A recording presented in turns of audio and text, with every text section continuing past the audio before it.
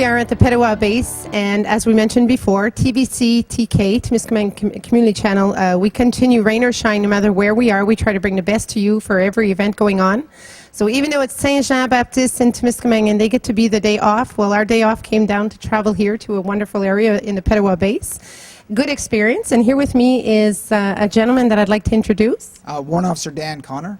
Okay, Dan, so how long have you been here at the base? I've been posted on this posting since 1995. Okay. However, I have 29 years worth of service with the CF.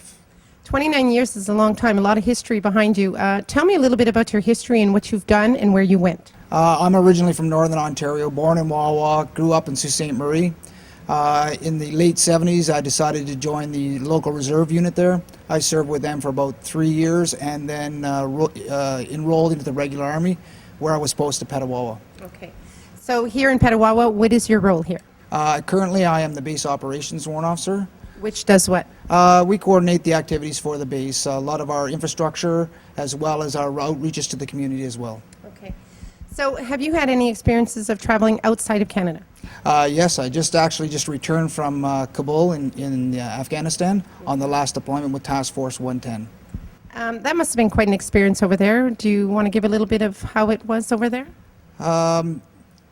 In reference? In terms of, okay, you're so far away from your homeland, knowing all that, what's going on around you, what was it like emotional being in a situation of what it was at? There's a lot of, my soldiers were from various different trades within the Canadian Forces. We weren't all from originally the same unit, so we went through a bonding period. A lot of the stuff that we had going on, we felt a lot of great support from Canadians back home, whether it be that we get a message from a school child or something like that. And that really, really helped out a lot, knowing that being so far away and serving our country, that our country still remember what's going on and what we're doing on their behalf. Well, it is quite a thing to mention, and on behalf of Canada, on behalf of myself and a lot of people, we are grateful. You know, maybe sometimes there's less thank yous that come about that should be, but for the most, I'm sure we are, because without you guys, you know, defending us here in the country, it's important, and thank you. I'm actually wearing a bracelet today, and it says you make a difference, because you do make a difference. It's very important. Tell me a little bit about when you first started in, what was it like? And I mean, obviously many years ago, 29 years ago, what made you choose to come into the Army? It was sort of out of a sense of duty to serve the country. Okay. A lot of times when I first joined, I didn't really have a total understanding of the military, a bit from the reserve army. But I came to find that it was a career that I was passionate about, to serve in uniform. And that took me to the regiment where I served with the artillery. In that function, and I learned a lot of different skill sets with the regiment, either in communications, as technician, as driver, and through my career I've been given lots of opportunities. So to work in courses with finance, to work in public affairs is one of the courses actually that I took. Okay. And they are all skill sets in addition to our leadership skills that I think have aided me as an individual and as a leader. So you not only gained your experience from being here at the Army, you've also been educated throughout the time you've been here, and it sounds like it's a positive mode in your aspect. That was one of my biggest things. I figured, okay, I'm done with school, now I'll move on to career, not necessarily realizing that my career would have me returning to school. In fact, I just went for my final trades qualification, another course, and I just got back in March from that. So with all these courses, you should be able to be coming back and now teaching other people all these, what you have as a background. And I've done that in my career as well, where I've been assigned as an instructor in the schools.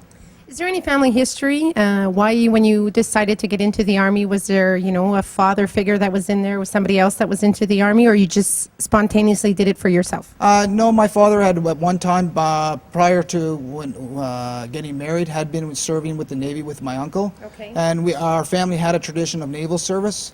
For myself, though, it was, I'm not exactly sure whether I wanted to go to sea, so I actually chose to go to the Army. And by the sounds of it, it doesn't seem like you're regretting any of this 29 years ago up to now. I'm getting this impression that this seems to be your home, your family, and I'm sensing that you're really enjoying this. Yes, I do. It's a very interesting and rewarding career.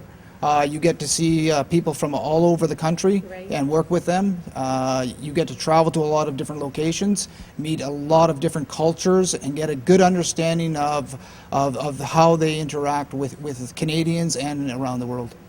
So when you first started, just question, lots of hair or no hair? Because the myth of, oh, all this hair and it's going and you become the army look, did you have that before? Well, I had got the kind of the feathered look in the beginning with it sort of down the back, but that quickly went out. Now, if she gets a little bit longer in back, I'm not accustomed to it anymore. Okay, because you're so used to the short hair. Well, it's actually very interesting to talk to you. I'd really love to spend a lot more time, and I know you guys are extremely busy. I do have a few things, though, I want to know is when they started out with the physical aspects of you being out there training, those first few weeks or months that you were here, did you feel at any point that you wanted to quit and go back home? No, not actually. I'm very small in stature, as you can tell, so I took it sort of as a personal challenge, and try to develop myself physically, something I continue to do to this day. I'm with the base running team, and it's a personal choice, and maintaining a healthy lifestyle. Which is really good. It's actually healthier for you too as well, and much better for you in the long run. Did you ever feel at one point that when they run through all the drills that because of the bigger people you kind of felt left behind in any way? No, I always seem to manage to keep up, and it's teamwork. It's not about individuals in the Army, it's about the team as a whole. So you work on each other's strengths and weaknesses. Where I may be quicker than another individual, I'll do tasks that require more speed. Where if it's a heavier, lifting heavy items, they'll help me. But we all work together in the accomplishment of our mission. You know, it's so true. Teamwork is a huge aspect. It's the biggest thing no matter where you are, whether you're in the Army, whether you're at work, whether you are. Teamwork has the meaning itself, team, together. Everyone can achieve more, and I strongly believe that. Congratulations. First of all, thank you so much for going out, representing Canada as a soldier, coming back safely. Very unfortunate to the ones, if it's not happening. But we know that their heart and everything is in the right place. And I'm proud to know that I'm here with you today, and I'm sure there are many other Canadians that are very grateful to see that our soldiers are out there for us. Thank you very much. Thank you for passing the interview with us. Okay. Aujourd'hui, c'est très spécial. Nous sommes à Petawawa. Il y a des gens de Témiscamingue qui voulaient savoir comment ça se déroulait ici, parce qu'ils ont eu des jeunes, ou il y a encore des jeunes qui ont fait partie de l'armée. Et l'armée canadienne est partout, pas seulement au Canada, mais partout dans le monde. Avec moi, nous avons une jeune officier, Kim Marchand. Bonjour. Kim, si on te présentait, Kim, commencer, avant ton métier, OK? Kim est venue au monde à quel endroit? Je viens de Gatineau, Québec. Gatineau, Québec. Mais tu as de la famille, je crois, à Val-d'Or. Ouais, j'ai un petit peu de la famille à Val-d'Or, effectivement. Fait que l'Abitibi-Témiscamingue, c'est pas complètement inconnu. Kim, bon, c'était jeune. Comment ça t'est venu à l'idée de faire partie de l'armée canadienne? Bien, j'étais assez jeune. J'ai signé mes papiers à 16 ans. Donc, c'était un petit peu à 16 ans, là, qu'est-ce que tu veux faire dans la vie? On va faire ça, puis je fais ça. J'avais été exposée un petit peu. J'ai personne dans ma famille en tant que soi qui sont dans l'armée. Mais je me suis dit que ça pourrait être un bon défi pour moi. Puis, l'avantage que je trouvais à l'armée, c'est que j'avais mes études avec eux autres. Et puis ensuite, j'étais assurée une carrière. J'entendais beaucoup de personnes, du côté comme des personnes un peu plus vieilles que moi qui disaient, j'étais à l'université, mais ça m'a pris comme une couple d'années avant de réussir à trouver une job. Puis là, il y avait encore les prêts étudiants. Donc, je trouvais que c'était une bonne option d'avoir une carrière sûre. À 16 ans. Mais à quel âge qu'on peut s'inscrire? Bien, à 16 ans, comme j'ai commencé un papier, j'ai commencé ma première journée à 17 ans. Les parents doivent signer évidemment une dérogation parce qu'on est avant 18 ans. Mais à 16 ans, 17 ans, là, ouais. OK. Donc, les parents ont signé. Tes parents, qu'est-ce qu'ils disaient? Est-ce que tu es sûr de vouloir être dans l'armée? Mes parents m'ont vraiment encouragée parce qu'ils savaient que c'était une belle carrière, que j'allais voyager, que j'allais avoir beaucoup de défis dans ma vie. Puis ensuite de ça, comme en ce moment, je pourrais prendre une retraite à 42 ans, donc je peux encore travailler là, Et puis, j'aime vraiment ça. À date, il n'y a aucune journée que je regrette là, depuis que je suis rentrée. Mais j'ai commencé mes études. J'ai pas commencé. J'ai fait 4 ans d'université plus une année préparatoire. Avec qu'est-ce qui se passe en Afghanistan, dans le temps, tes parents, ils n'avaient pas peur parce que pour eux autres, la Deuxième Guerre mondiale, c'était loin, là. Oui, évidemment, c'est certain. Mais je pense que mes parents ne le voyaient pas encore, dans le sens que j'avais encore en avant de moi 5 ans quand j'ai signé, avant vraiment d'être entraînée dans mon métier. Donc, j'avais 5 ans aux études. C'était pas tout de suite, là. C'était plus loin, c'était plus loin. Puis aussi, peut-être qu'ils se disaient, ah, on va se décourager avant. Non, pas du tout. Non, pas du tout. Et au contraire, tu sais, il y a des journées, des fois, que c'est un défi, c'est pas évident. Il y a des journées, je suis comme, hey, je suis pas certaine. Tu sais, à 16 ans, on ne sait pas nécessairement qu'est-ce qu'on veut. Donc, il y a des journées, je suis comme, hey, je suis pas certaine. Est-ce que c'est vraiment ça que je veux faire? Puis au contraire, mes parents étaient, ben, garde, continue, continue. Puis ils m'ont vraiment encouragée, là. Puis aujourd'hui, je suis contente, puis je regrette pas, là. Puis je pense que j'en ai encore beaucoup en avant de moi. Pendant ces 5 ans-là, est-ce que tu fais vraiment l'entraînement militaire, pas seulement les études? Comment ça fonctionne? Ben, on fait un peu les deux. Moi, venant du Québec, au Québec, on a un secondaire 5. Et puis, qu'est-ce qui arrive, c'est qu'ensuite, pour aller à l'université du côté de l'Ontario, tout ça, il manque une année. Donc, comme on n'a pas une 12e année, si on veut, on a 11 années. Donc, j'ai fait une 12e année qu'on appelle l'année préparatoire à Saint-Jean-sur-Richelieu. Après ça, j'étais allée au collège militaire à Kingston, en Ontario. Et puis, qu'est-ce qui est arrivé après ça, c'est entre chaque été, durant tous les étés, entre chaque année, l'été, j'avais de l'entraînement militaire dans mon métier. Donc, la première été, ça commence tous les éléments. Donc, l'armée, l'air force, la marine. Ensuite, l'été d'après, c'est l'armée. Fait qu'on est des officiers avec l'armée, on fait un cours on fait notre entraînement. L'été d'après, après ça, ça commence à être plus spécifique. C'était mon métier. Fait que là, c'était juste du monde de mon métier. Puis, mais j'ai pas réussi, pas réussi, mais qu'est-ce qui arrive, c'est que la dernière phase de mon entraînement, c'est 8 mois. Donc, on n'a pas le temps de faire ça durant l'été. Donc, cette année-là, qu'est-ce qui arrive, c'est qu'il faut qu'on attende qu'on ait fini l'université. Donc, j'ai gradué en 2010, donc c'est tout récent. Et j'ai fini en avril ma dernière phase d'entraînement en génie. Cette année? Oui, c'est très récent, le 7 avril. Donc, je viens d'arriver ici là, au mois d'avril. Nouvelle diplômée. Mais là, tu parles français. Mais pour venir ici, il faut parler anglais. Comment s'est déroulé? Est-ce que tu étais déjà bilingue dans la famille? Je viens de Gatineau, on a un peu, je veux dire, en soi, mes parents parlent anglais, mais ils ne l'ont pas appris quand j'étais jeune. Donc, quand j'étais arrivée à l'année préparatoire, j'étais comme en niveau 1 en anglais, là, yes, no toaster, là. Puis, qu'est-ce qui est arrivé, c'est qu'après l'année préparatoire, je me suis dit, j'ai dit, je veux vraiment apprendre mon anglais, là, je veux pas rentrer au collège puis pas connaître. Fait que j'ai dit, je peux-tu faire mes phases d'entraînement en anglais? Puis là, qu'est-ce qu'ils ont dit? Ils ont dit, ben, je suis pas certaine, tu sais, si tu passes pas, tu sais, parce que la langue seconde. Puis non, je veux les faire. Donc, je les ai faites en anglais. Ça a été vraiment un gros défi, de les faire en anglais, d'apprendre la langue, en plus, tu sais, de faire du leadership, si on veut, là. D'apprendre les principes et tout ça. Et puis, par la suite, ça a vraiment bien été. Et puis, depuis ce temps-là, mon profil, il est bon. Et puis, à Petawawa, ben, ça fait juste améliorer mon anglais, si on veut. Je comprends donc. Là, tu es vraiment assimilé. Tu as bien compris le système. Quand il disait move, tu moves. Ouais, c'était pas mal ça, ouais. Si on parle maintenant de ton métier, c'est ingénieur. En quoi? Ben, c'est génie de combat, c'est le métier de génie de combat. Donc, les officiers, qu'est-ce qu'on on fait nos phases d'entraînement. Donc, c'est tout ce qui est relatif à l'ouverture d'une voie, garder la mobilité de l'infanterie, ben, d'un bataillon. Donc, s'il faut qu'on mette un pont, ben, on va mettre un pont. Ou s'il faut qu'on détruise un pont, s'il faut qu'on fasse des obstacles pour empêcher l'ennemi, si on veut, d'avancer.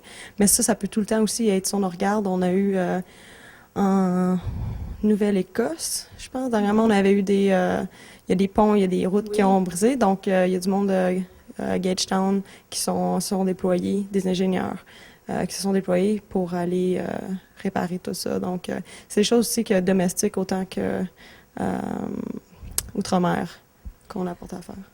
S'il y avait une guerre, disons, un ingénieur va se battre ou non, ou il est à l'arrière, puis là, lui étudie la situation. Comment ça fonctionne? Bien, normalement, c'est tout le monde, on fonctionne avec... on est beaucoup avec l'infanterie. Donc, si l'infanterie, il faut qu'elle aille quelque part, mais s'il y a des mines dans le chemin, il faut que les ingénieurs soient en avant puis qu'ils les enlèvent. Donc, on est vraiment sur la première ligne d'avance avec les autres métiers de combat. Fait que c'est toi qui serais là, à sa place? Ben, pas nécessairement couché à terre, là, non. Mais oui, je pourrais être apportée à faire, OK, une mission. Ta mission, c'est de déminer la route qui arrive. Donc là, faudrait... Mais on a aussi, on a différents aspects du côté génie aussi. Donc du côté génie, on a du monde peut-être qui sont plus spécifiés, comme du minage. On parle plus de Deuxième Guerre mondiale, tout ça. Maintenant, on parle avec plus des explosifs improvisés. Puis ça, c'est rendu un peu plus une spécialité du métier. Fait que c'est qu'est-ce qu'on appelle les EUD, tout ça. Dans le métier, on a aussi des plongeurs. Donc, on a différentes versions dans le métier qu'on peut spécialiser un peu plus. Présentement, je travaille en infrastructure sur la base. En infrastructure, ça veut dire comme les ponts, tout ça, là. Non, qu'est-ce qui arrive, c'est que sur la base de Petawawa, on a un régiment de génie. Donc, le régiment supporte les fantassins, les artilleurs, toutes les autres sur la base. Puis, pour supporter toutes les unités opérationnelles sur la base, on a qu'est-ce qu'on appelle le quartier de la base, le quartier général. Puis ça, c'est nous, on supporte les infrastructures à eux autres. Donc, les bâtiments, les routes, le training area. Dis-moi, Kim, quelle est la différence entre Petawawa et Norby? Est-ce qu'ils font le même fonctionnement? Comment ça se déroule? Je dirais que c'est assez différent du côté que Petawawa, c'est une base de l'armée, puis Norby, c'est une base de l'Air Force. Je m'y connais pas tant à savoir qu'est-ce qu'ils font sur la base à Norby. Mais ici, pour la base de Petawawa, on est l'armée, mais on a aussi on a aussi de l'Air Force. Donc, on a un escadron de Griffons et puis un escadron de Chinook qui s'en viennent ici à Petawawa. D'accord. Donc, bon, il y a l'entraînement. On sait que le terrain est grand. On voit ça quand on s'en vient pour faire l'entraînement avec les véhicules, ou j'imagine aussi pour le combat. Ouais, mais dans le secteur de l'entraînement, c'est de l'entraînement. Donc, les unités, il faut qu'ils aillent se pratiquer à tirer, il faut se pratiquer à faire des combats. Mais des plus gros entraînements, je dirais que le secteur de l'entraînement n'est pas si grand que ça pour faire des gros entraînements. Ils en ont fait, ça se fait. Mais si on en regarde peut-être Wainwright ou d'autres bases comme ça, des fois, on va faire des plus grosses opérations, là, puis on se supporte là-bas. Personnellement, je sais pas comment ils vont fonctionner, puis c'est quoi les grosseurs. À savoir comme quelle grosseur ici, ben si on dépasse ça, on s'en va là-bas. Je suis encore un peu nouvelle dans le métier. Kim, là, tu es nouvellement diplômée depuis avril dans ton métier. Comment tu vois l'avenir? Je dirais que c'est encore un peu incertain. Ben, pas incertain. J'aime vraiment ce que je fais. Je veux rester dans le métier. J'aime ça. Mais en tant qu'officier, surtout, là, depuis que je suis rentrée dans les forces, ça fait 6 ans que je suis dans les forces maintenant, j'ai déjà déménagé 4 fois. Donc, ils pourraient me dire, dans un an, vous allez être là-bas, puis dans un an, c'est pas ça qui va arriver. Donc, les choses changent tout le temps. Il faut qu'on soit flexible, puis on peut pas s'attendre. Donc, évidemment, la question vient souvent avec les femmes, mais la famille. C'est ça. Faut qu'on soit flexible. Puis c'est pour ça aussi que souvent le support de nos familles à nous, comme les parents, les frères, les sœurs, c'est important. Parce que des fois, là, tu sais, quand on est à l'autre bout, puis qu'on a besoin de faire quelque chose. Donc, la vie de couple, là, c'est plus difficile à penser? Ou on choisit quelqu'un qui fait partie aussi de l'armée? Tout le monde est différent. Non, mais tout le monde est différent. Il y en a que ça va mieux avec quelqu'un militaire. Il y en a que ça va mieux avec quelqu'un civil. Il y en a qui disent que militaire, ben, c'est plus facile à se comprendre. Il y en a qui disent, tu sais, donc. Mais être militaire, comme, c'est qu'est-ce qu'on appelle des service couples. On n'est pas nécessairement apporté à être tout le temps à la maison en même temps. C'est un peu plus difficile comme tempo. Puis il y en a, des fois, il faut qu'ils changent de métier parce que tu peux pas être 2 métiers tout le temps opérationnels. Si, bon, il y a des jeunes adolescents qui écoutent en ce moment, tu as un conseil à leur donner. Premièrement, les qualités requises. Est-ce qu'on doit avoir un bon caractère ou plutôt soumis? Comment ça... Non, je vous dirais que ça dépend des métiers. Dépendamment de quel métier, il faut aller. Dans mon cas, à moi, je voulais avoir une étude universitaire, je voulais avoir... je regardais plus le côté officier. Il y a des gens qui aiment mieux avoir... comme travailler plus avec leurs mains. Donc là, tu regardes, peut-être des fois, tu regardes des choses différentes. Mais je trouve que ça apporte tellement d'avantages. J'étais à l'université, puis pour un des stages d'arpentage que j'ai dû faire, j'ai étudié en génie civil, j'étais allée en Afrique. Mais je connais pas grand monde qu'à l'université, tu sais, à moins qu'ils payent de leur poche. Donc, j'ai fait mon cas d'arpentage en Afrique, au Cameroun. Donc ça a été génial. Là, on apprend ce qu'on appelle un choc de culture. Là. On est arrivé là-bas, puis c'était comme, tu sais, puis attendez-vous pas à avoir une toilette avec de l'eau courante, là, c'était... on est dans la jungle, on est dans les trucks pendant 10 heures, puis on sait pas trop est-ce qu'on s'en va, à quoi il faut s'attendre. Donc, je dirais que c'est intéressant. On sait jamais à quoi s'attendre, mais moi, je trouve ça intéressant. Et il faut se préparer mentalement aussi qu'un jour, peut-être, il va falloir aller vraiment se battre parce que maintenant, le Canada n'est pas offensif, mais peut-être un jour, ça peut arriver aussi. On sait jamais qu'est-ce qui se passe. Écoutez, même ma vie en ce moment, là, jour au jour, est différente. Donc, qu'est-ce qui va se passer ici dans 10 ans? Il faut juste que je sois prête à le faire. Puis c'est ça que l'entraînement nous... Donc, on devrait faire comme tout le monde, vivre le moment présent. Ça, c'est mon opinion personnelle. Parfait. Merci beaucoup, officier Marchand. Parfait, merci.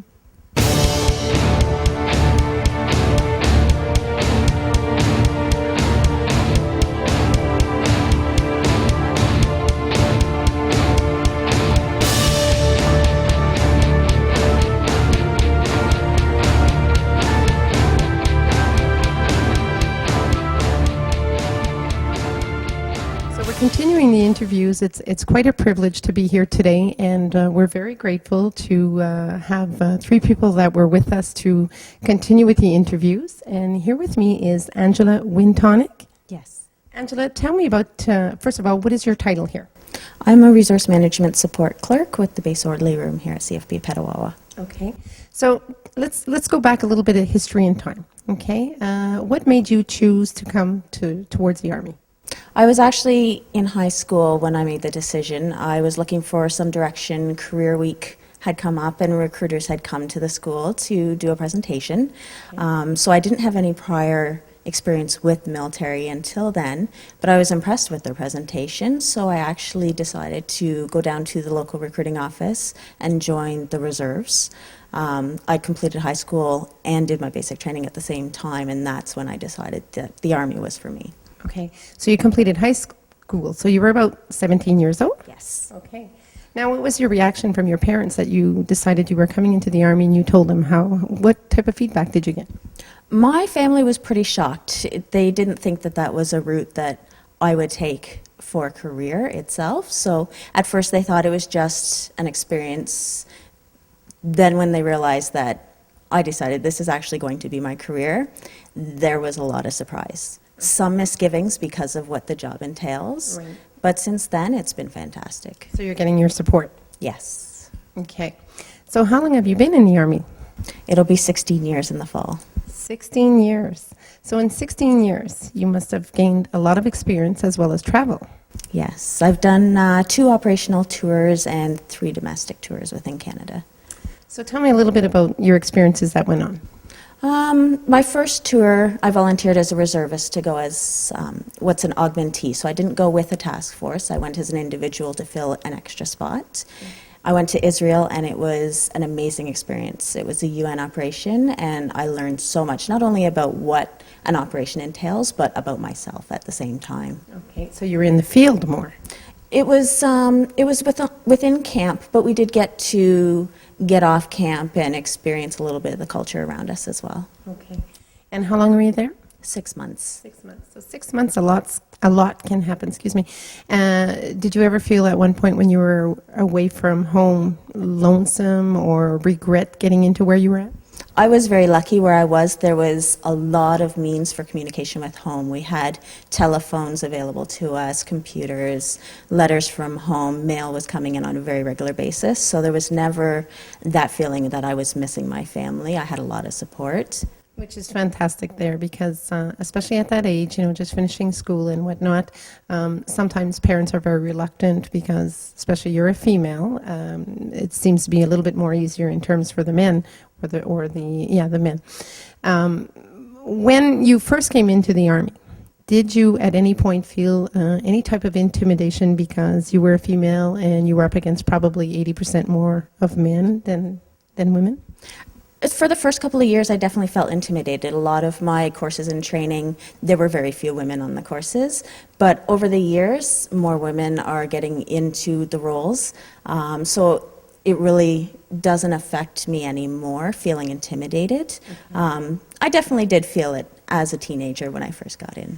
And were you more afraid of an outcome from it, or were you just in the fact that you were a female getting into, I hate to say this, but like a men's territory. It was, yeah, it definitely wasn't. It was just the fact of being a female in a male environment. A male environment, that's it's a better. man's environment, the Army is. And many, many, many years ago, you know, you're right. The majority was probably men that were enrolled, and more women are getting involved, and I think it's wonderful.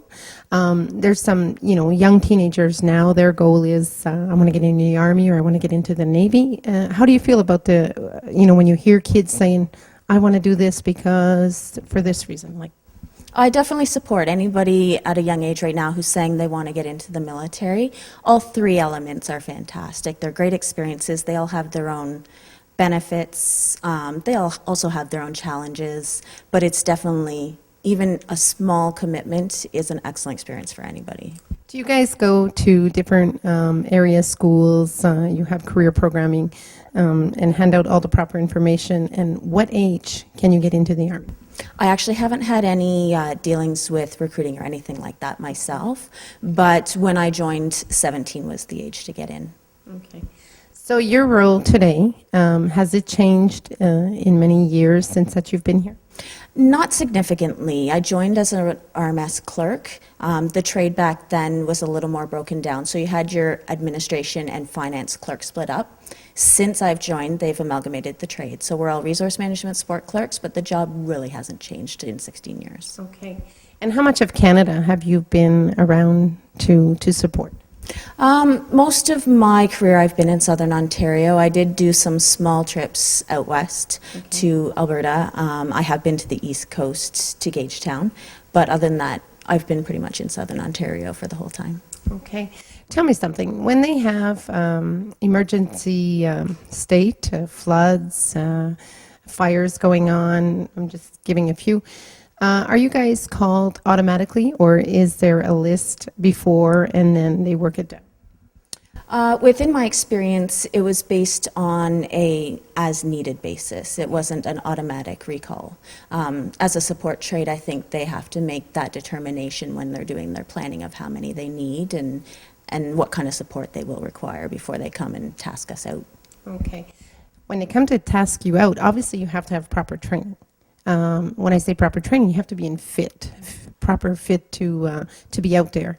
What type of training takes place? For that kind of tasking, you would need to do your annual training. We have to train as a soldier annually and be able to pass our qualification levels as required to be able to be tasked for that kind of job. Okay. And what are the qualification levels? There's range training, there is individual soldier training. It's a broad spectrum. It's dependent on certain trades as well. So as a supporter myself, I don't have to do as much field training as, say, an infantier or something like that. So it's not that extensive, but there are your minimum standards that you have to meet. Okay. What is the routine like from day in, day out, morning in, morning out? My daily routine here in Petawawa, we have an hour of physical fitness in the mornings, and then we report to the office about 9 o'clock, and we spend our whole day dealing with on-demand customers who come to the office. They might have a payer administration issue that they want sorted out, or even just questions, and then we have an hour at the end of the day where we can clean up our paperwork from that day. Okay. So your morning exercise, what does it entitle? There's usually scheduled exercise training, and we base it on a monthly calendar where we try to incorporate running, circuit training, some type of CrossFit. Sometimes we'll get pool PT. We try to liaise with the gym to do some of our training, but we also try to do some on our own as well within our organization just to promote teamwork. And everything happens here at the base? Yes. Okay. So if you've completed stuff here at the base, where do you go from here? If you've completed all the necessary training, is there another option to go to? It depends. For our trade, we do some of our trade training. So as a clerk itself, we have a school. So our trade school would be where we would conduct our trades training. But for the most part, our training is on-job training. So wherever you're posted, that orderly room or that office that you're in, that's where you're doing most of your training. Okay. And in terms of, your training, your people, the dormitories and stuff like that, are you situated here in Petawawa? Are you, or do you travel back and forth? No, I've been here in Petawawa for 3 years. My family's fairly established, so we're hoping to spend a couple of years here. Okay. In all the years that you've been in the Army, I presume you've been through a great amount of bosses or different leaders, I guess one would say. What was that like, going from one person to another? It's an excellent learning experience because you can pull skills, leadership styles as you develop within your trade and your career from those supervisors. You can pick up a little bit from every one of them to help develop your own skills and leadership training. And what about communication? What is the communication like in terms of how your messages are being delivered out to you? For what example? Okay, let's say you have a commander and he specifies, I want you to do this, this, this. Then you have another one come in and he's giving you another set of instructions to do. Of course, it's like changing bosses to bosses. How do you manage to deal with that on a day-to-day basis? For the most part, it's a priority level thing. There is a chain of command, and the information that's required will go through the chain of command and get tasked down each level to the personnel that are going to do the work itself. Okay. And your attire, are you very comfortable with the clothes and the boots and everything? You have to wear that all day? Yes, this is every day, every work day, and it's actually very comfortable. I bet it is. Actually, I'm a hunter and I wear cargo pants too like this, and I really like them. Thank you very much. Is there a message you can give, to young teens, even beyond teens, maybe some adults wanting to register with the Army?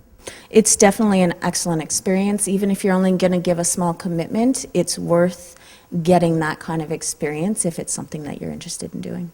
Well, thank you so much, and I'm very proud to be here today with my crew, and very proud of you guys for what you represent. Without you, you are representing Canada to the max, and as well as everybody around. And thank you for that, and thank you for committing yourself to wanting to get through with the Army. And where do you foresee yourself maybe 5 years from now? I'm hoping for a posting, maybe West Coast or to our school within 5 years, but I hope to stay another 2 or 3 years here in Petawawa. Okay, very nice, good experience, and I guess everything is based on a day-to-day basis as long as you're happy what you're doing, you're remaining healthy, and you're there to give the support that's needed to give out. Thank you very much. Thank you.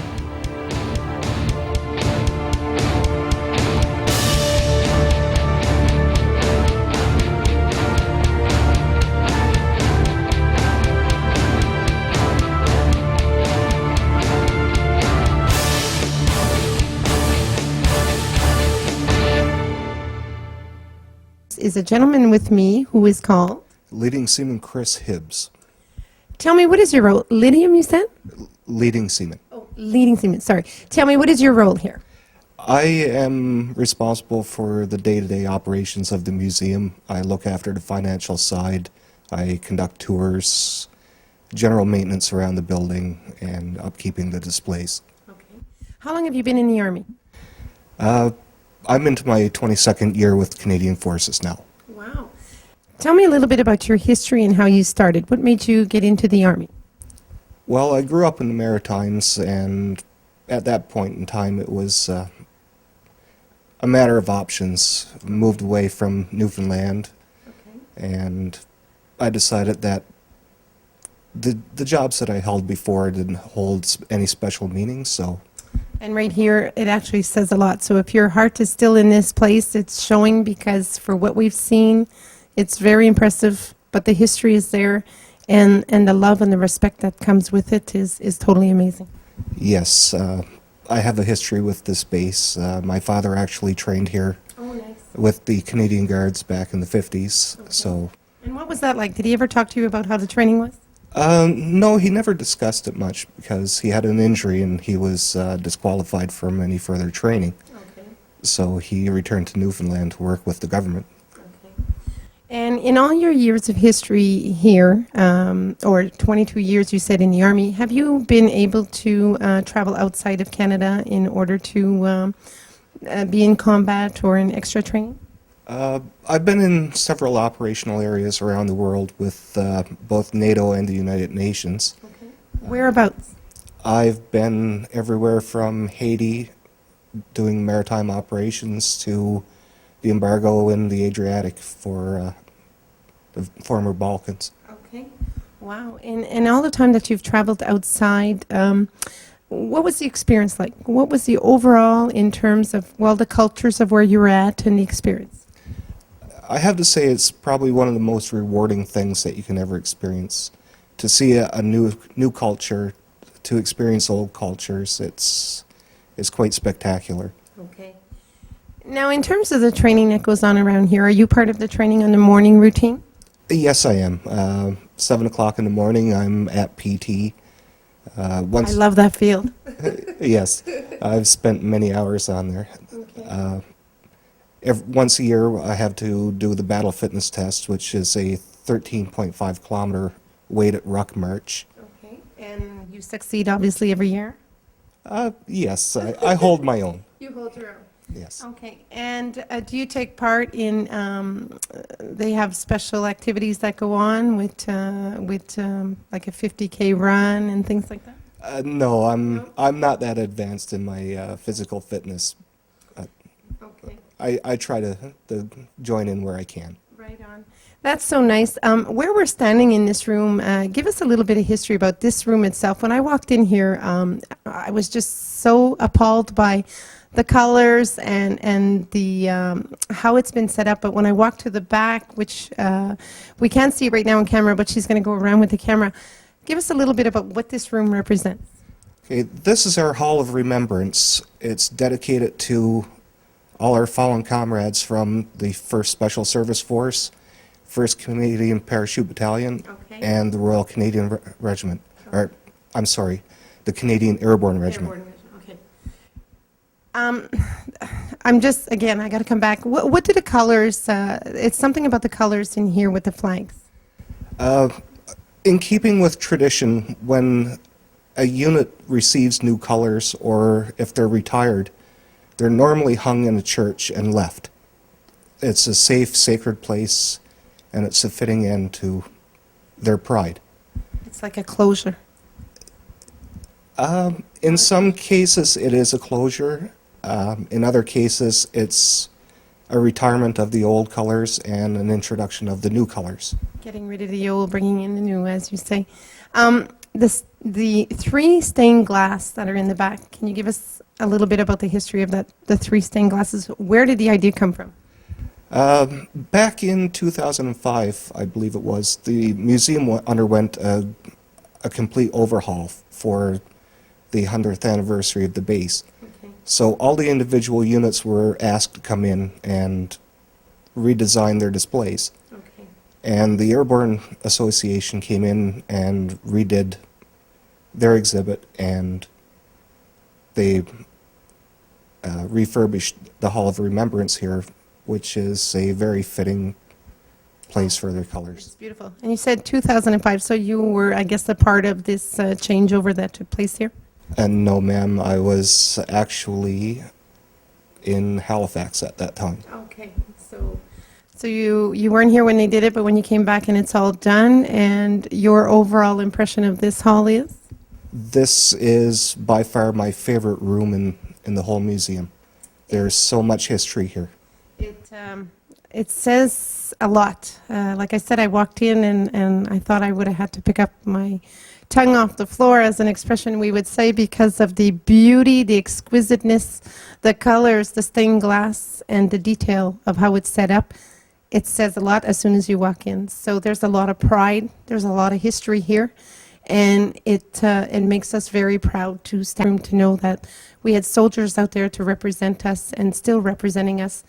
And, you know, I'm very proud of you guys. People put their life at risk for us. And on behalf of a Canadian, I'm very proud to hear that we have people out there fighting for us. Thank you very much, ma'am. It's greatly appreciated. Thank you for passing the interview with us. And I wish you well. And who knows, you might see us again in the future. I hope we do.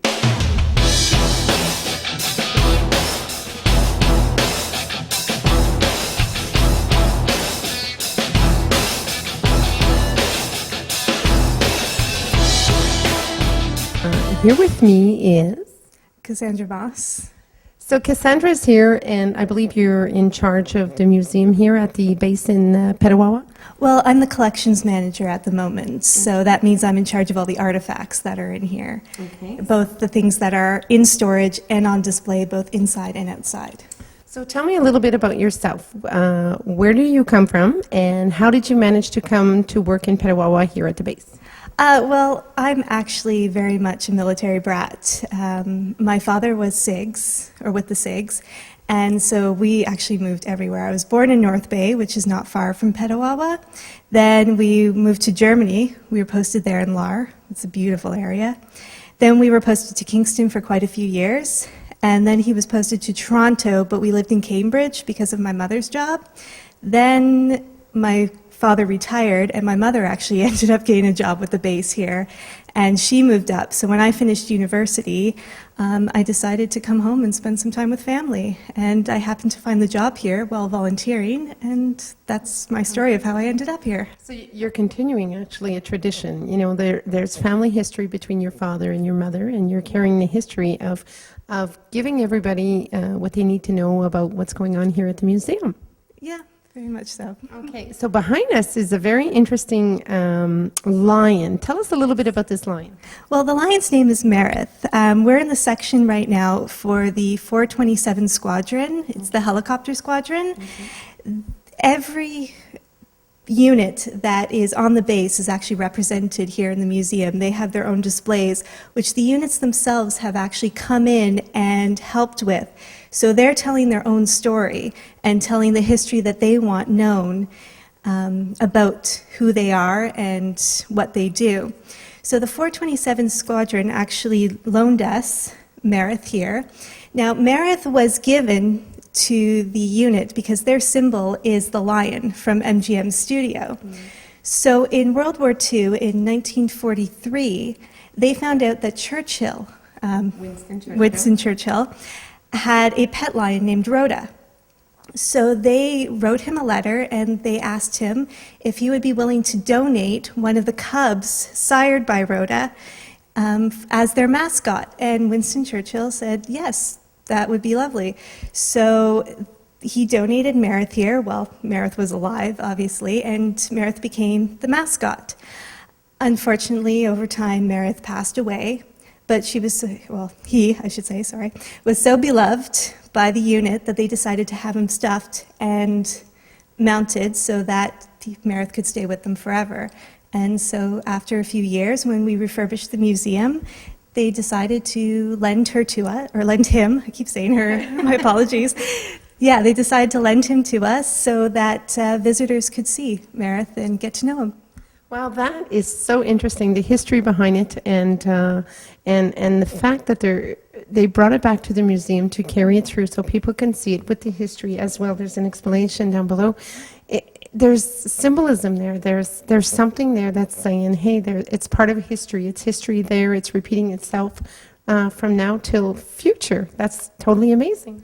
Well, and that's what museums do, and that's what we're trying to do. Petawawa Base and the Canadian military has a long history and many traditions, and this is what we're trying to express in this museum, these traditions, this history, to explain why we are who we are today and why the units are who they are today. This is totally awesome, and there are plenty of displays in the museum. We were very fortunate to have a little tour of it. Can you give us a little bit more of what else is in the museum that people can look forward to if they want to come and visit? Well, we are actually two museums in one. So we have the Petawawa Base Museum on one side and then the Airborne Museum on the other, which I believe you'll be seeing in a few minutes. Yes, we're going to interview the gentleman on the other side. Perfect. So we start out with the Petawawa Military Base Museum. We start out with the history of Petawawa and how Petawawa came to be, from the beginning with Champlain and the natives right to the foundation of the base. Then we get into the individual units, and as I explained earlier, these units actually came in to express their own history. So we have the Dragoons, we have the Sapers, who are the engineers, we have 427 Squadron, Then we also have the RCRs and the horse artillery. We also have in one room some of the support units, such as the signals, two-field ambulance, the dental, and the service battalions. So everybody is represented here, and yeah, everybody's story is here and their artifacts. So if you're ever interested in these units, yeah, come feel free to visit us. It's totally amazing. I mean, we've had a tour of the whole outside of the base, and the base is very huge. And now we're here in the museum, and again, as you mentioned, the artifacts, the history behind it, all the representation that's here is representing one individual from history, as history repeats itself.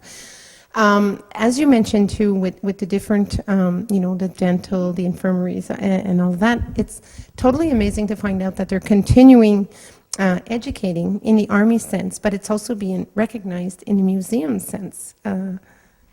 Yes, actually, most bases now across Canada have museums that represent the units that are there. For example, if you go to Kingston, they have the Communications Museum there. I'm not getting the official name of it. I apologize for that, but I can't remember it at this moment off the top of my head. I'm really sorry. That's okay, that's okay. So, so they have their museum, which they've worked really hard and built up basically from the basement into this huge building now, and it's an amazing museum there. And all across Canada, and you can go on the websites, like you can type in military museums and they will come up with all of them. And most of them are, you can go in and you can visit them. A lot of people think because they're on military bases that, military bases, civilians can't go on that. Yeah. But a lot of the bases are now open and you can go visit. And we encourage people to come visit our museums and learn our history, because we're not some, foreign kind of like, it's the military and we're civilians. We're a part of the community. And when you look at it, we're all the same individuals. We're all just doing different jobs. We have different meanings to our lives, what we're doing. As you mentioned, they can come here to the museum. You're as civilians as the next. They are not snobs. They're very, very great people, because we spent a couple of hours here today, and we really enjoyed what we saw, how we were received by the people. Tell us, what are the hours for the museum? If somebody really wanted to come and visit the museum, do you have summer hours? Yes, we're actually open 7 days a week. So we're open at 9 o'clock till 4 o'clock, 7 days a week. Our winter's hours change slightly depending on our traffic and all that. Okay. If you want a tour, then you need to contact us, and we will set up a tour. We don't have tour guides because we are quite a small museum, but the collections manager or the military personnel that is working here is more than willing to give tours upon request. All we ask is that you call in advance, and they're free, so why not? A free tour, call in advance, sounds pretty good for educational history behind us. Is there a phone number or the website again they can use? Unfortunately, our website is down at the moment, but in the future, if you type in Petawawa base museums, then the website will be put up soon again once we get our new domain name. The phone number here, now I have to remember off the top of my head. Do you want me to pull your business card out? That would be lovely. All these questions. Yeah, so 613-687-5511, and the extension you can call there is 6238. And if we don't answer, leave a message and we will definitely get back to you. See, that sounds pretty good, sounds wonderful. We want to thank you on passing some time with us, giving us an interview, giving us the lovely history of Meredith here, and I think it's an amazing story behind it, because it actually represents a lot behind the Army itself. And being that it's used, as you said, a symbol or a mascot, mascots are there forever and will be there forever. So thank you so much for passing it in. We appreciate it. We were well received, and who knows, we might be back again. Oh, I hope so. We'd love to have you again. Thank you. Thank you.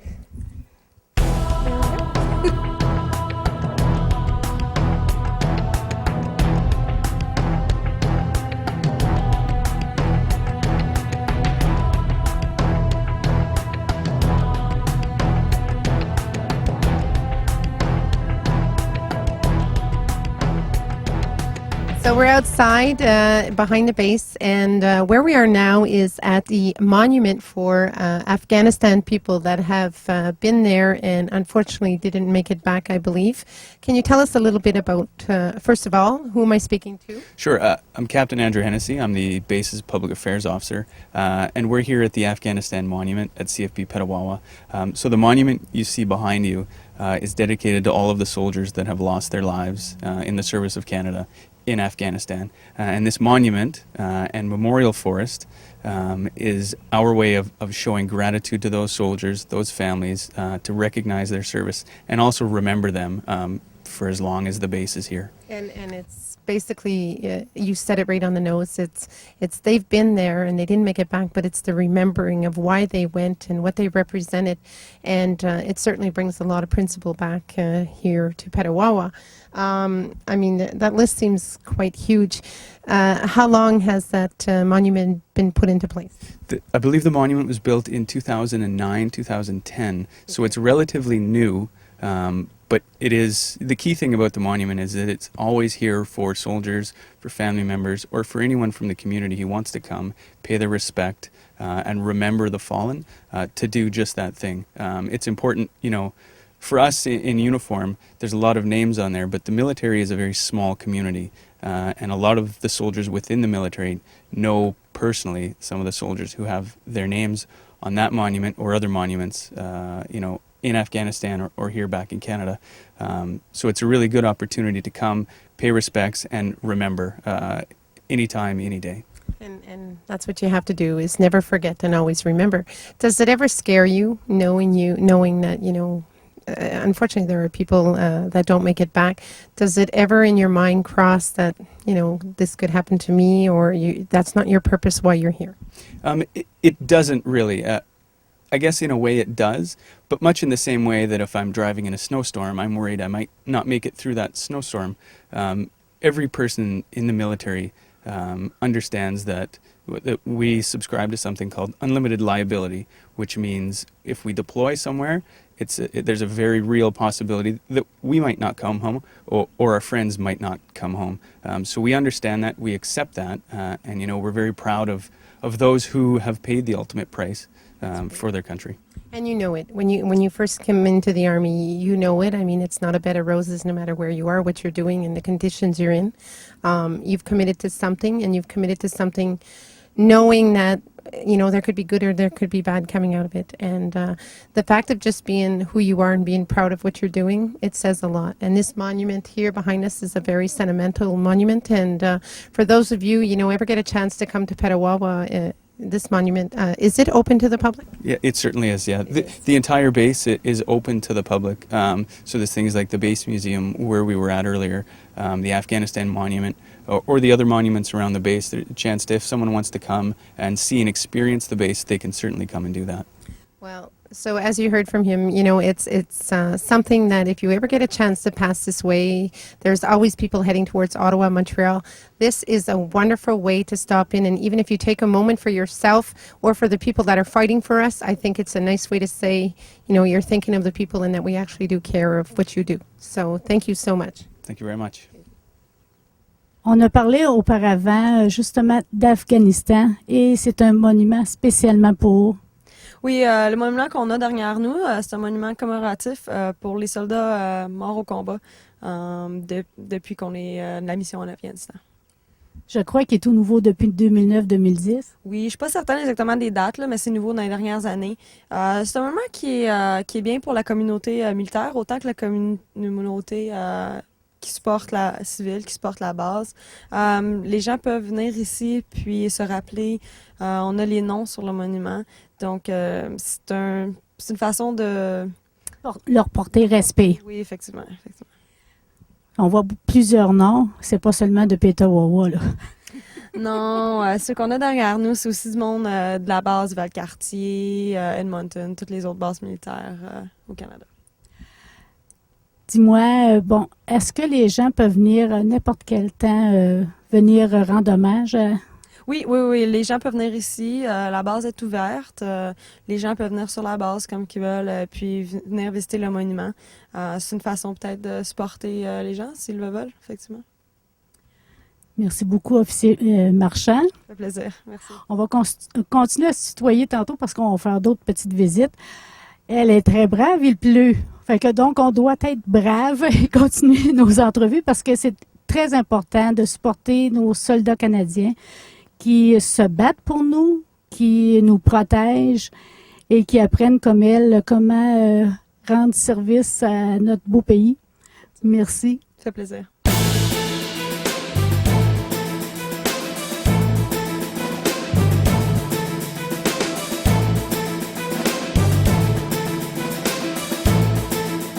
So we're very fortunate here. We're getting a tour from the best of the best, and right now we're in an area where you're going to explain to us where we're at. So give us a little about what's around us on all these buildings. Sure. Well, I'll give you a little. I'll situate you here. So we're on Nicklin Parade Square, which is one of many parade squares on the base. Generally, where if we had a big parade where soldiers are in dress uniforms, let's say there's a change of command ceremony, or soldiers are returning from a mission overseas and they're getting medals or something like that, they would parade on a big parade square like this. Okay. So that's the physical thing we're standing on. It's also, because it's so big and paved, it doubles as a parking lot as well, because parking is limited, and there's a lot of soldiers, about 6,000 soldiers and 1,000 civilian employees that work on the base, so 7,000 people. We need all the parking we can get. And so for some of the buildings that are here, there's a building off to my left, your right, that's the Learning and Career Center. So if a soldier wanted to, let's say, study a second language a little bit more, upgrade maybe his high school or his college or university, that's a resource that's available for him. And all these opportunities are available at any time if they wanted to enroll in any subject? Yeah, absolutely. We like to say a lot that the Army and the military in general is a learning institution. Right. In our career, we're always developing, we're always learning, and so the Army, in our case, provides us a lot of opportunity to do just that. Whether we want to take more military courses and get more specialty training there, or if we want to upgrade our academic training, those opportunities are there as well. So that's that building there. Straight behind us, the building that says 3RCR, that stands for the 3rd Battalion of the Royal Canadian Regiment, and that's a barracks. So soldiers live in that building. How many people approximately? I'm not sure. Generally, the rooms hold about 4 people each. They can hold 4. And there are probably 50 rooms, so we're looking maybe 200 people per building. That's a rough estimate. So those are accommodations generally for single younger soldiers, as opposed to our married quarters that are a bit more like a house. So soldiers with young families that maybe haven't bought a house in the community can rent from the military and live in those quarters as well. Behind me, the same sorts of buildings. Yeah, so that's another barracks there. Same thing over to my right here. And directly in front of us, behind the camera, is Normandy Court, and that's the main mess hall or dining facility on the base. So for all the soldiers that live in these buildings, there's a kitchen here to provide breakfast, lunch, supper. And it's supplied for them. Anybody living here, it's automatically supplied for them? Yeah, there is a fee, there's a payment that comes with the food, so you'd pay for the accommodation and you'd pay for the food. Yeah, and I'm not sure what the exact amounts are, but it's a fully stocked kitchen. You know, they serve, like I said, 3 different meals a day. There's different options. And military cooks, because it's a trade in the military cook, they cook a lot of great food, and the selection's always good, so you can get basically whatever you want almost any time of the day. So it's a great resource. Is there a routine that goes on for the kitchen? Like, is there standard times, or is it open, hour? Generally, it's open for breakfast sort of 6 till 8. Around lunch is usually like 11:30 till 1:30-ish. And then supper's usually from about 4:30 till 6:30 or 7. It depends on the day and the demand. Because it's a Friday afternoon, there might not be a lot of demand. Maybe soldiers are going back to see their families or whatever today. But if there's a lot of soldiers on the base, let's say there's a big exercise, or we have soldiers brought in from across Ontario to train for a deployment, the kitchen gets a lot more use. Or if we're having an event like we have every year, we have an annual United Way pancake breakfast. So that raises money for the United Way. And so we'll have it in the kitchen. It's $5, and every soldier on the base is invited to come and have pancakes and support a great cause. Fantastic. Yeah. So she's going to take pictures of all what's around us since you've explained it all. Here, when they have the parade, does everybody come here when it's a specific, give me a specific parade that might go on here. Sure. Well, I'll give you a great example. Last week, 2 Brigade, in short, it stands for the 2nd Canadian Mechanized Brigade Group, which is the brigade that has about 5,000 soldiers here on Petawawa, the fighting soldiers.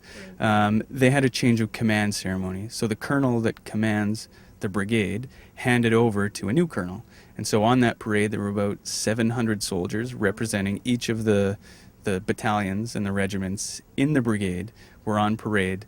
And it was a formal change of command ceremony, and there's a scroll that needs to be signed. And so that's a great example of what we would do on a parade square. And everybody partakes. You're all Yeah, absolutely. So there might only be X amount of soldiers on parade, 700 in this case, out of 5,000 in the brigade, because 5,000 is a lot, and we have to work at the same time. But certainly there are parades that can be as small as 50 people or as large as 700 or beyond. Very nice. Thank you. No problem. We're at a very huge field here, and what's amazing about this field is it's part of the PT training. I believe some of it goes here. Can you explain a little bit about this field? Well, sure. In short, PT stands for physical training, which is a key component of a soldier's job and a key component of our daily life.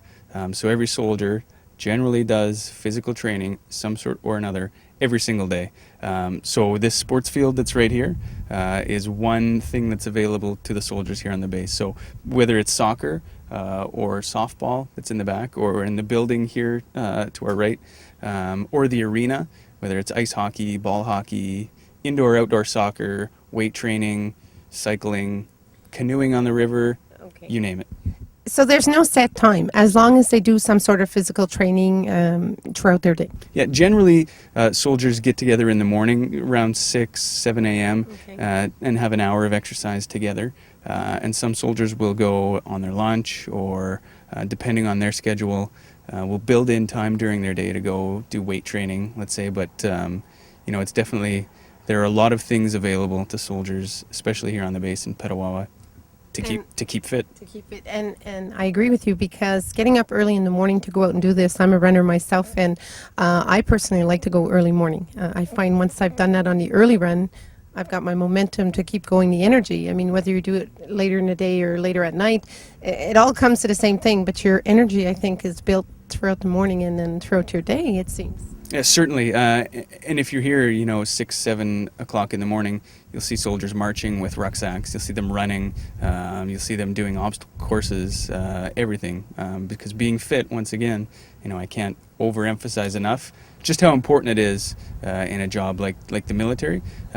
We like to keep our bodies healthy and our minds healthy, and to have our minds healthy, well, we need to be physically fit. So. And it's so true, and you have to be in shape, because you could be receiving this call any day to be going out there, and you need to be ready and being able to do a lot of walking or whatever you may do. The physical fitness part of it is a huge aspect of not just the Army's life. It is important, but I think it's everybody's life. It's important for everybody to get out there and do a little exercise. And of course here you're more structured, because it's in part of the routine that they have to do on a daily basis. Certainly. And again, you said the key thing. It's a lifestyle, right? So some people, if their job's not in the military, if they're a runner, if they're a cyclist, you build it into your life. And we're lucky enough that our institution, the Army, takes care of a lot of that for us. Right. So even if we don't necessarily want to get up at 6 in the morning and go for that run, the fact that we're doing it with a group of of soldiers that we're with, that are doing it with us, there's built-in motivation to do it. That's so true, so true. Thank you very much, and I would have liked to prove to the girls that I could have ran around this thing and made it really look easy, but I'm not here for that. I'm here to accommodate you, credit you on what you do and what you do well. Thank you. Thanks very much.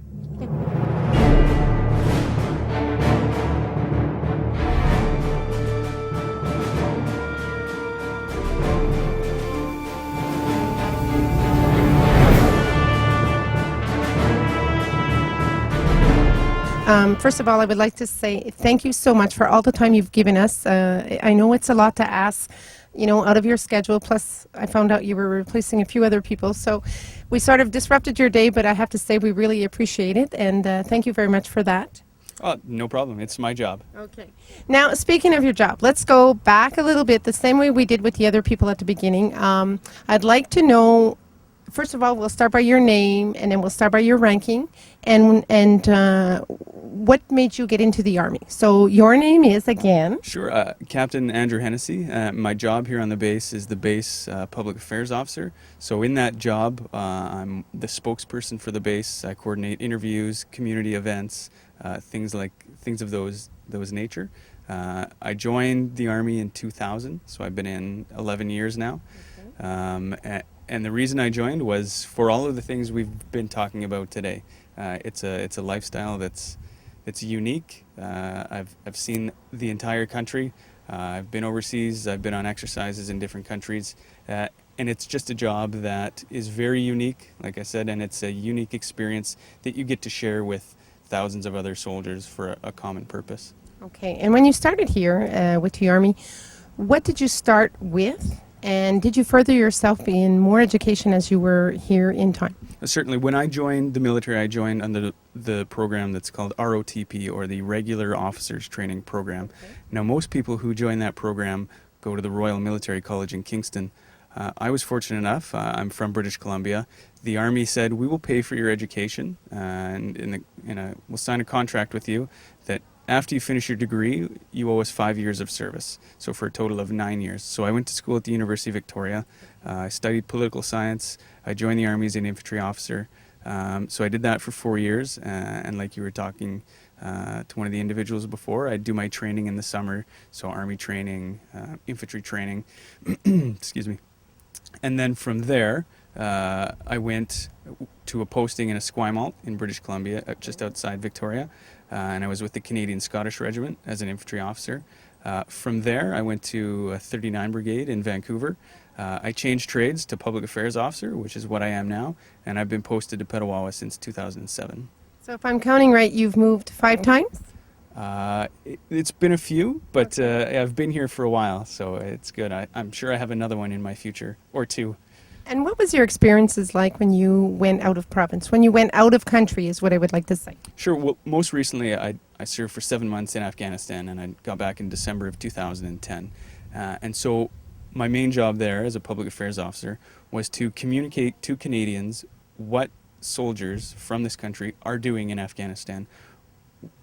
What sort of missions are we going on? What are we accomplishing? What are the challenges? Just providing information to people so they can make up their own minds and form their own opinions on the soldiers and the mission and everything like that. And also, while I was there, the Canadian Army has a big role in training the Afghan National Army and the Afghan National Police. So I spent a large chunk of my time training and mentoring my Afghan counterpart to do the same sort of job: media relations, providing information to the public, building trust, building credibility, and that's really what my job was all about. So it was a great experience. From the experience from a spokesperson, experience from being with the people, it sounds like your roles and responsibilities were so demanding. They were very high, with a lot of expectations to come out from you, and it sounds like you've succeeded with it. And congratulations once for going there, coming back safe. When you were over there, did you ever get any type of? Were you with the actual soldiers when they were out on mission? Yeah, certainly. So, like I said, a large part of my job was to be with the Afghan soldiers and the Canadian mentors who were with them. And so we were trying to bring the Afghan army along to bring media to their base, for example, like what we're doing here. But picture this in Afghanistan, in a remote village where the Afghan army is doing an operation to help the people that are there. It's important that the people, the Afghans in that town, knew what their army was doing. So I was mentoring my counterpart to share that information. So we got out, saw the country, saw the people. It was demanding. Every soldier that goes overseas is in a demanding job, so I'm no different than anyone else. But it definitely is rewarding, and I think a lot of the soldiers that have come back from overseas have that same sort of feeling that they have done something positive. When you were over there, did you ever feel a sensation that you would never make it back home? Personally, no, and it's not something I was thinking about. Of course, it's in the back of your mind, I think. And, you know, some jobs have a varying degree of danger associated with them. I don't consider mine to be as dangerous as a lot of the other jobs, so it's not something I was too concerned about. But, you know, what we faced as a military in Afghanistan was something that we haven't seen a lot before, and specifically I'm referring to improvised explosive devices, something that you can't really see or know is coming. So it's a very challenging, was a very challenging mission to be a part of, but we've accomplished a lot in the time that we've been there, and soldiers from this base have made a huge difference in that country. And as you mentioned earlier, it's all about teamwork, and your teamwork, working together, it gets you in safe, it gets you out safe, and it keeps everybody thinking on the same wave level. Tell me a little bit about, you know, here you're in Petawawa, and you seem to be involved with a lot that's going on around here. Tell me about your training that happens, your routine. Sure. Well, in terms of career training to become a public affairs officer, I did a 6-month course that I learned, you know, how to give interviews, how to set up news conferences, how to deal with the media, how to deal with the public, all those sorts of things, how to advise my commander and everything that I need to do in that job to make the Army a visible institution, which I think it is. Right. Which is largely because of our soldiers and the fact that the greatest asset the Army has is the individuals in the uniform. And so my job is very easy because soldiers are very well received for the hard work that they do. And, you know, part of that is the day-to-day routine here on a base like Petawawa. So for myself, I was explaining to you off camera before, I'm in more of an office job now than I am in a field job. However, I deploy to the field if there's an exercise. Without a doubt. Yeah, absolutely. And, you know, and that's what I love being in the Army, is getting out and soldiering with other soldiers. That teamwork aspect that we talked about is huge. It's a key thing to everything that we do. And so whether it be PT, physical training we were talking about, or parades, or just the day-to-day life, the social aspect of being in the military, it's all one big team. Good. It's so wonderful to hear. You talk of uniform. There's different rankings and different colors and different, like your berets. Can you explain a little bit about the uniform? Certainly. So myself, I'm an Army officer, so hence the green beret. If I were in the Air Force, I would have a blue beret on. And I would have a blue T-shirt instead of a green T-shirt. The Navy generally wears black berets when they're in an Army environment. We'll wear combats or CADPAT like I'm wearing now. So this is what I wear to work every day. If it's a special function, if let's say it's a parade, I'll put on my dress uniform that has the medals. It's a bit more dignified, and professional, I guess. But this is the dress Standard uniform that we wear to work in every day. Okay. Now, on your uniforms, yes, we know your name is there, but there's also a ranking that's listed on your uniform. Can you explain a little bit about that? Yeah, sure. So as an officer, obviously I'm a captain, like I said before. There's different rankings of officers all the way from officer cadet, lieutenant, captain, major, colonel, general. And for soldiers, there's different ranks. You start out as a private and go to corporal, master corporal, sergeant, warrant officer, master warrant officer, and chief warrant officer, which is a regimental sergeant major generally. And so with varying degrees of experiences in your career, how well you've performed, and if you've met expectations and or exceeded them, if you've gone overseas and done missions, you can increase in rank and increase your opportunities in this career field. If somebody wanted to come into the Army, somebody's listening to this, whether it be a teenager, whether it be an adult, what would be a procedure they'd have to do to enlist in the Army? Well, generally, I'm not in recruiting, but I know there's a great website, forces.ca, for anyone that wants to join. It's a greater resource than I am, certainly is. And, you know, in the era of computer age and the iPhone age, everyone has access to that. So there's videos of every single trade in the military and explanations on all of them on that website. So I would direct anyone who's interested, go there, find out more. Maybe this is a life for you, maybe it's not, but at least you'll have the information to make an informed decision. You talked over at our PT training, at the PT training field when we went inside, you also talked about there was advantages and disadvantages. Can you give us a few of the advantages? Because where we were, we saw such beautiful facilities for everybody to keep themselves physical fit, looking good. You have everything that you need. That would be an advantage. Is there a disadvantage? I guess some people look at a lifestyle where you are told where you're going to be living year to year. For instance, I could get posted back to British Columbia or to Halifax or wherever, Yellowknife. Some people. Do you have a say? You can put in where you want to go, but at the end of the day, it's the requirements of the military which will determine where you are most needed. And so some people are comfortable where they're at, and maybe they don't want to move around. So that could be a potential disadvantage. We talked earlier about 9 to 5 type jobs, like banker's hours, or working long days, sometimes going overseas to do dangerous missions, be it in Afghanistan or wherever. That might be a disadvantage. But with those come advantages. Benefits. Absolutely, and not just the benefits, but in the same way that a posting to a different place is a disadvantage, to me it's an advantage, because I never would have moved to a place like Petawawa on my own. I don't know that for sure, but it's not likely. No, okay. So I got to experience this part of the country. I got to see the Ottawa Valley, close to Ottawa, and being from the West Coast, it's great. And if I get a posting somewhere else, I can experience that part of the country as well. And the danger of going on missions overseas, or the disadvantage there, is sort of canceled out by the fact that it is so rewarding, and it is what I joined the military to do, is to help out and to chip in a little bit where I can, and the sense of accomplishment that comes with that, I think is rare. It's not, you don't get that in every job. That's right. So It's rewarding. it certainly is. So where there are disadvantages, there are also advantages. So you sound like a guy that if somebody was to come to you and say, we're going to post you in a new area, you have no issues of moving? I'd have to ask my wife first, just to make sure, like every good husband would. Yes.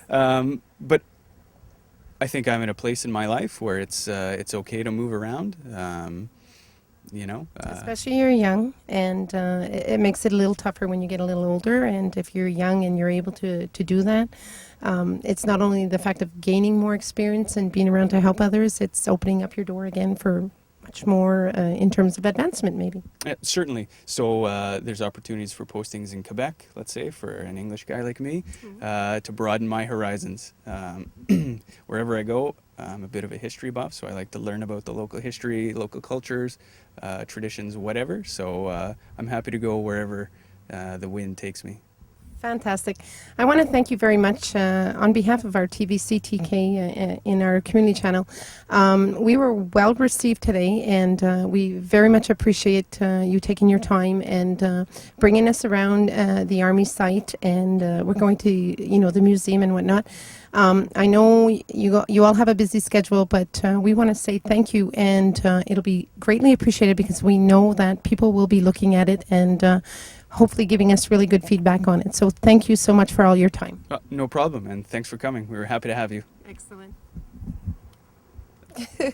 Kim Marchand, officier, est-ce que tu as travaillé avec ces genres, il me semble que ça a l'air des morceaux de pont. Ah, les morceaux qu'on a en arrière de moi, oui, c'est des. Ben, dans mon métier en tant que génie de combat, dans mon entraînement, une des phases qu'on fait, c'est des ponts. Donc, on a qu'est-ce qu'on appelle en anglais des medium girder bridge. C'est des ponts qui sont faits pour qu'on puisse les monter en une couple d'heures. Donc, si on a un cours d'eau, on a un trou, il y a quelque chose, on peut pas le remplir. Puis, il faut qu'on utilise, on décide que c'est un pont qu'on a besoin. Et pont qu'on peut déployer assez vite. C'est des genres de gros blocs Lego. Oui, dépendamment. On utilise 2 modèles principalement dans les forces canadiennes. On a un des modèles, c'est Medium Girder Bridge, comme que je disais. Puis l'autre, c'est qu'est-ce qu'on appelle, on a une autre sorte de pont qui est beaucoup similaire à ce qu'on a en arrière de nous. On parle d'entraînement, c'est ça, parce que ça, c'est pas ce que tu vas faire plus tard. Bien entendu, juste seulement les ponts, tu ne sais pas, en tout cas, mais vous touchez à tout. Comme pour ce qui est de l'entraînement. Maintenant que tu es officier, t'es pas obligé d'avoir de l'entraînement à tous les jours parce que Lisa a présenté avec Monsieur NSC, bon, de la cour où est-ce qu'ils font la parade militaire, mais aussi, je crois aussi l'entraînement, c'est ça? Ben ça dépend. Ça dépend de c'est quoi qui s'en vient. Donc, si je serais déployée outre-mer, mon tempo, si on veut, d'entraînement serait un peu plus vite. Oui, j'aurais de l'entraînement un peu plus comme physique. Ben, j'en ai quand même on en fait à chaque jour. Mais le tempo serait différent. Il y aurait un petit peu plus d'entraînement du côté champ, comme militaire, avec marche, rucksack, tout ça. En ce moment, je travaille un peu plus du côté bureau, infrastructure. Donc, on fait en tant que militaire, on a des qualifications à remplir à chaque année. Donc, cela, il faut qu'il soit fait d'une façon ou d'une autre. Donc, on s'entraîne pour ça. Mais non, je ne vais pas aller tirer dans le bois chaque jour en ce moment, non. Mais par contre, tu vas faire du soccer ou du volleyball, des choses comme ça? Oui, ben ça dépend de l'entraînement sportif qu'on fait. Donc, chaque matin, on en fait, on les choisit. Des fois, c'est des plans par mois, des plans par année. Donc, la course, puis souvent, une fois par semaine, on essaye de faire avec le monde, on essaie de faire des compétitions sportives pour amener l'esprit d'équipe un peu plus. Parce qu'à l'intérieur du gymnase, qui est très grand, c'est divisé. Il y a même un mur d'escalade. Est-ce que tu en fais, toi? Ben moi, dans mon temps personnel, oui, j'en ai déjà fait. En ce moment, je fais pas partie du club ici. Mon passe-temps en ce moment, c'est beaucoup plus, je suis dans une équipe de tir de pistolet.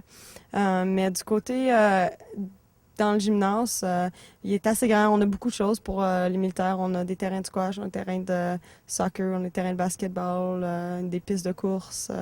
On a une salle de cardiovasculaire. Comme beaucoup de gymnases, mais peut-être en plus grand ici. Je connais pas nécessairement toutes les autres gymnases. Bon, j'ai une petite question pour toi. Parce que mon petit-fils, bon, l'armée, c'est son rêve un jour, mais il est jeune encore, il a le temps d'y penser, mais depuis qu'il est très petit.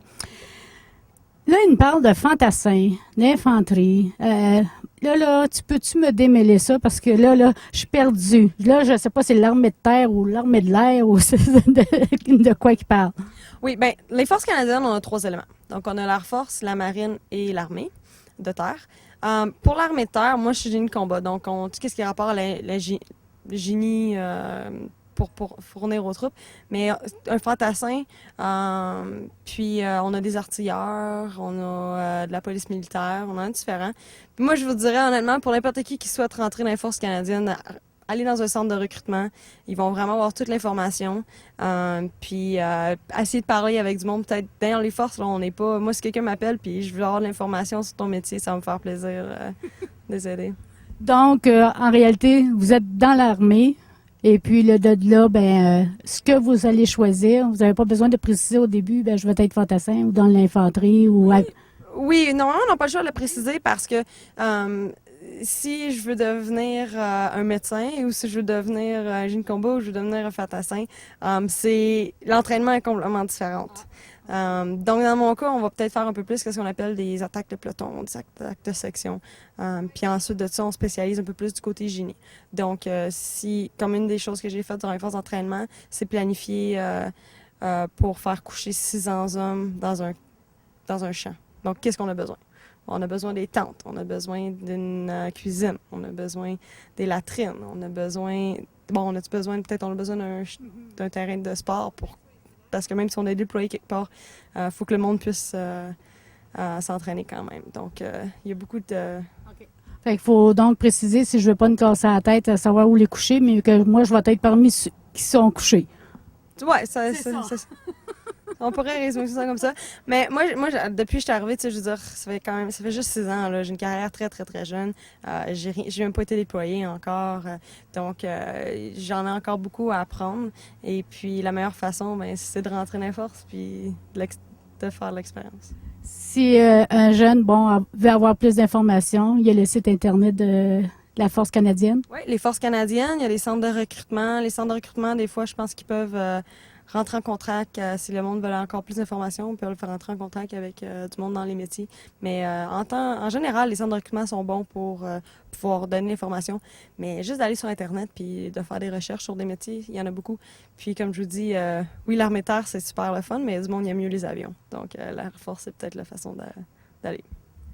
Je dois remercier Kim pour ton temps. Officier marchand, parce qu'aujourd'hui, pour nous, c'était congé de la Saint-Jean. Par contre, toi, c'est vendredi, c'est la rencontre familiale entre l'armée. Ouais, ben le vendredi, nous autres, en Ontario, on a une autre fête pour l'Ontario. Mais le vendredi, on continue de travailler, puis après ça, ben on se rencontre, puis la fin de semaine commence. Parfait. Ben, bonne fin de semaine et merci encore. Merci beaucoup.